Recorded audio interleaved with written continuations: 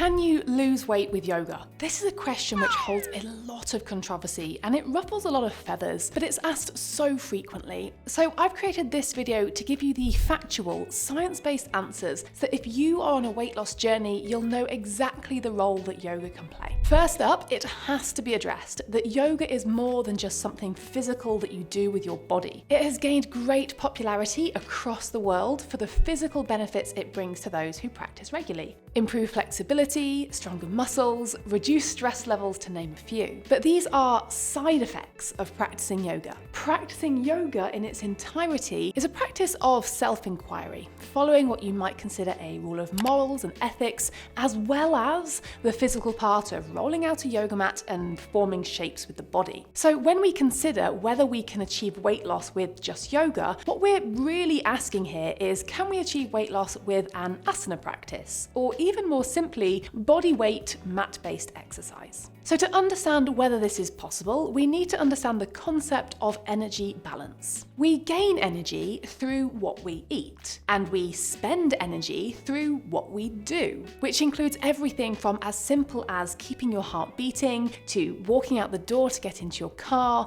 to doing 5 sun salutations on your mat.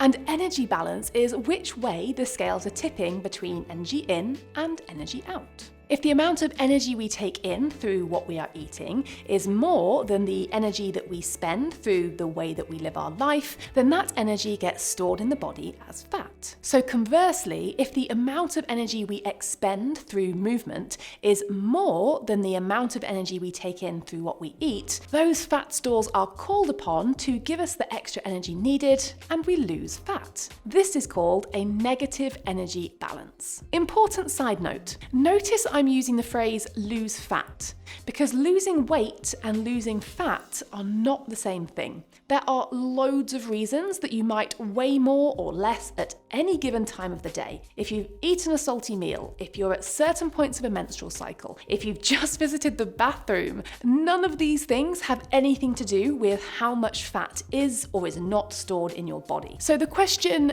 can we lose weight with just yoga, is simply too black and white to be able to answer, because it's either a yes, if that movement of the mat puts you in a negative energy balance, or it's a no, if the amount of energy you're consuming is more than what you spend despite the movement on the mat. And the amount of energy that it takes to practice yoga is wildly different depending on if you're doing yin yoga or rocket yoga, hatha yoga, or any other form. More strenuous movement is obviously going to expend a lot more energy than a more still practice. But for the sake of providing a slightly more practical answer, here are 3 things that I think you should consider. Number 1, why do you want to lose weight? I very much questioned making this video because it can be a very triggering topic, and a topic that's often fueled by unhealthy thoughts or behaviours that society has brainwashed us into believing that smaller bodies are better bodies. This video isn't for diving into the psychology of body acceptance. That's not my area of expertise. But what I do know is that learning yoga, developing my strength and skills, gave me a massive appreciation for my body. Yoga, much like weightlifting or CrossFit or calisthenics, is a great way to realize how amazing your body is for all that it can do, which might help us realize how unimportant our mass under the force of gravity is, aka what we weigh. Number 2, do what you enjoy.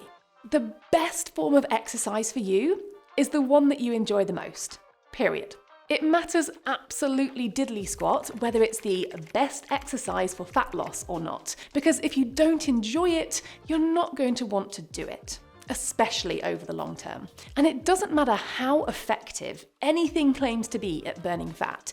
If you have an absolutely miserable time doing it, it won't take long before you throw in the towel. For many people, the practical side of yoga is very enjoyable. You learn some cool moves, you can express yourself through movement and feel a sense of calm happiness after each class. If that is something that you enjoy, which doesn't feel like a chore for you to have to do, then it might just be the best exercise for fat loss for you.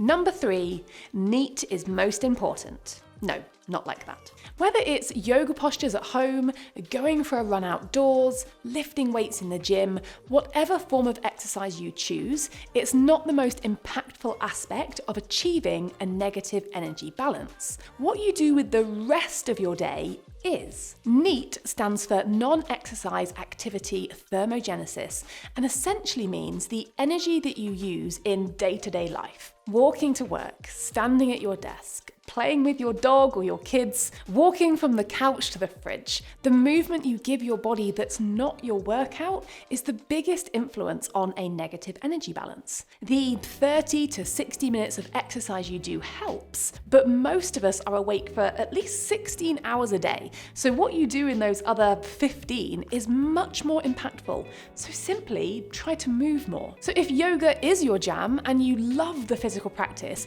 you'll want to go and watch this video next to learn the most common yoga mistakes and why you really want to avoid them.